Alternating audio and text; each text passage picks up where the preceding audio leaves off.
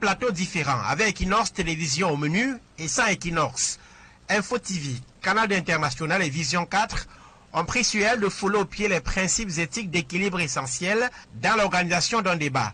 Au menu de leurs émissions ce dimanche 8 septembre, chacune de ces chaînes a saisi l'occasion de la dernière tournée du Conseil national de la communication dans les médias à Douala, et notamment l'interruption par le président du Conseil de sa descente à Equinox pour s'en prendre à votre chaîne. D'abord sur le contenu des propos tenus par les uns et les autres. Pour illustrer que le CNC assure la défense des journalistes, le secrétaire général de l'instance, le professeur Toby Hon, a évoqué l'arrestation puis la libération en 2018 de l'ancienne rédactrice en chef de langue anglaise, Mimi Mefo. L'affaire Mimi Mefo, vous vous souvenez, le président du Conseil national de la communication a demandé une audience auprès du ministre de la Défense. Et au sortir de l'audience, Mimi Mefo était libre. C'est notre rôle premier. À ce sujet, le groupe Equinox précise que s'il s'est investi avec force à demander la libération de Mimi Mefo, il est judicieux de rappeler que son ancien employé a été arrêté après une publication faite sur les réseaux sociaux et non dans le cadre d'un contenu diffusé sur ses antennes. Sur Info TV, le modérateur Pafa ici a ouvertement appuyé les diatribes du chef de la cellule de communication du Conseil, se fendant même ouvertement d'une raillerie envers Equinox Télévision et Cédric Noufélé, l'ancien rédacteur en chef. Nous avons observé ce jour-là que c'est à cause du CNC que Noufélé est parti. Cédric Noufélé, un brillant journaliste d'Equinox, qui s'est exilé hors du pays. Oui, et puis, était vraiment brillant. On a dit qu'il est parti parce qu'on l'avait sanctionné à tort.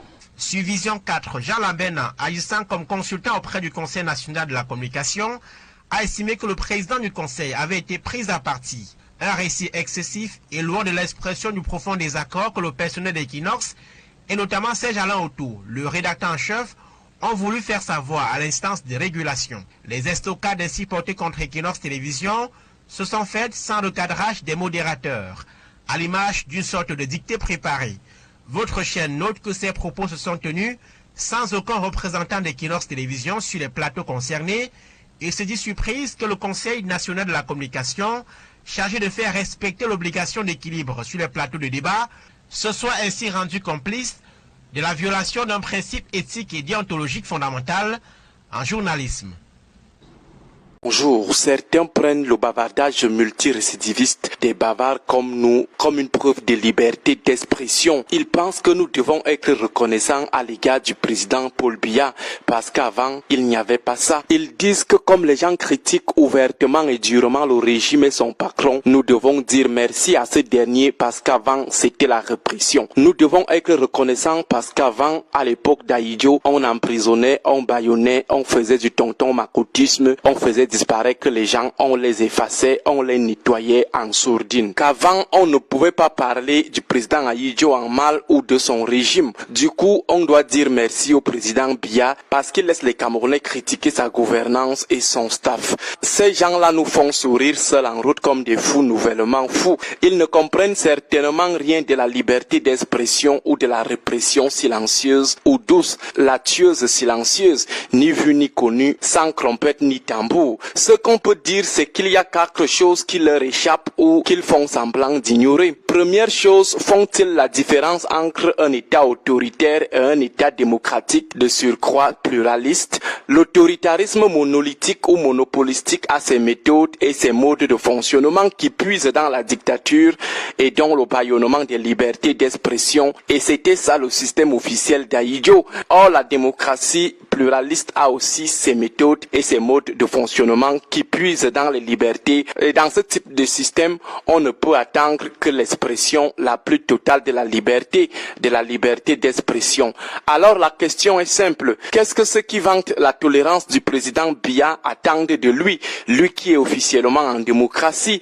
Attendent-ils qu'en démocratie, il agisse comme dans un système autoritaire ou dictatorial? S'attendent-ils à ce qu'il agisse aussi comme Ahidjo qui était officiellement dans une démarche autoritaire?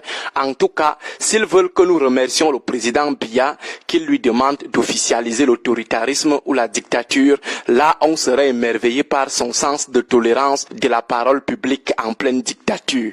Deuxième chose qu'ils doivent comprendre, c'est que la liberté d'expression ne veut pas seulement dire la liberté de penser ou de parler, mais la liberté de penser et de parler sans avoir peur, sans redouter quoi que ce soit. Mais dès lors qu'on a peur après avoir parlé, dès lors que ta famille, tes amis ou les gens ont peur pour toi, après avoir parlé, critiqué le président et son régime, on n'est plus du tout en situation de liberté d'expression. Du moment où, avant de parler, tu réfléchis d'abord si on ne va pas te suivre après, si on ne va pas t'enlever ou te convoquer dans les services de police ou de gendarmerie à risque, on n'est pas du tout en situation de liberté d'expression. En liberté d'expression, on ne parle pas avec la peur au ventre. On ne met pas toujours à jour son testament avant d'aller à la télé ou à la radio. Troisième chose que ces gens qui magnifient le président pour la pseudo-liberté d'expression doivent savoir, c'est qu'en situation de liberté d'expression, il n'y a pas de sujet tabou. En France, aux États-Unis par exemple, il n'y a pas de sujet tabou, y compris la vie privée du président. Chez nous, parle seulement trop de la santé du président, tu verras ta part. Parle seulement trop de ses capacités physiques, tu verras aussi ta part. Parle de sa fortune ou celle des membres de sa famille, tu verras aussi ta part. Donc chez nous, la liberté là a des limites, contrairement à ce qu'on voit ailleurs. Il y a de cela quelques semaines, un ancien médecin des présidents aux États-Unis proposait qu'on examine la stabilité mentale de Joe Biden. Chez nous, comme médecin tant alors ça on voit, n'est-ce pas, nous sommes dans un régime de liberté d'expression teinté d'humanisme présidentiel, alors que médecin tant alors ça ici on voit.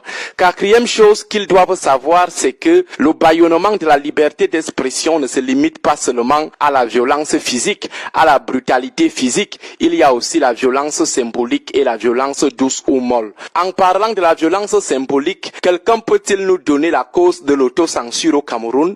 Pourquoi certains sont incapables de dire en public ce qu'ils pensent en privé? Vous avez des fonctionnaires, même des gens affiliés à l'ogre de 82 qui vous disent en privé, donc vrai de vrai, mes gens là sont des incapables, des méchants, des voleurs. Mais pourquoi ne peuvent-ils pas dire cela en public? Il y a deux raisons. D'abord, le régime a institué une terreur même administrative qui amène à l'autocensure. Ensuite, il y a souvent des représailles qui échappent parfois à l'attention de l'opinion.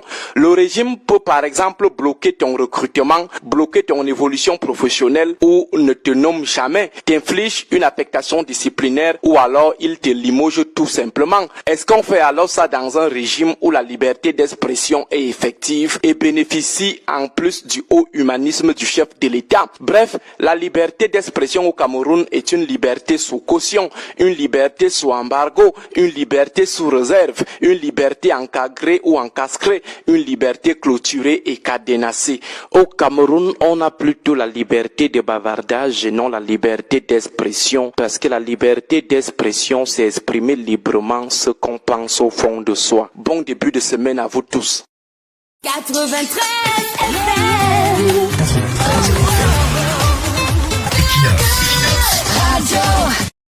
À la sortie de l'audience de ce 9 septembre, le bâtonnier Charles Tchunga est plutôt souriant. Dans cette mine de relative gaieté, il y a de la satisfaction pour le pas franchi ce jour par la procédure. Les choses sérieuses ont réellement commencé parce qu'effectivement, il n'y a pas que la notification des charges. Il y a eu un débat complètement surréaliste pendant 2 heures sur la question de savoir si on devait revenir sur le rejet du sursis, s'il fallait requalifier la qualité de l'État dans cette affaire en civilement responsable. Le tribunal signe et confirme sa décision de maintenir l'État dans le rôle de civilement responsable. Même si cette place sert un véritable inconfort aux avocats conseils de la Direction générale de la recherche extérieure, DGRE. Évidemment que j'aurais préféré être partie civile. La partie civile a une prérogative sur l'action publique, puisque dès aujourd'hui, par exemple, le ministère public aurait été amené à présenter ses témoins, l'État, comme partie civile, et les autres parties civiles auraient aussi eu la possibilité de présenter leurs témoins en phase d'attaque. Or là, désormais, nous sommes dans une posture qui est évidemment beaucoup moins confortable. Aujourd'hui, les charges ont été notifiées aux 17 accusés. Tous plaident non coupables aux 9 chefs d'accusation cumulés pour tous. Place donc au débat.